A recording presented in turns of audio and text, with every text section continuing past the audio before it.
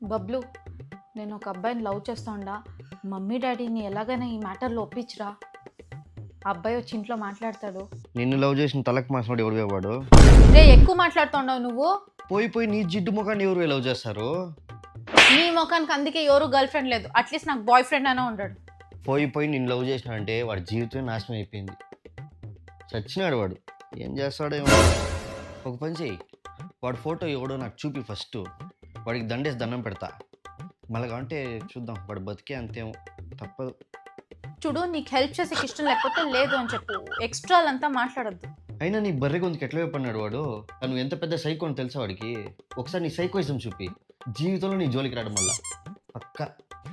ఫ్యూచర్లో నీ ముఖానికి ఎవరు పడతారు నేను చూస్తానులే. నీది అదే ముఖం కదా, నా తమ్ముడే కదా.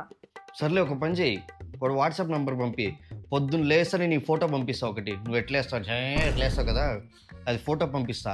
దాన్ని చూసి వాడు నిన్ను లవ్ చేసినాడంటే గ్రేట్. టూ మచ్గా మాట్లాడుతూ ఉండవు బబ్లు నువ్వు.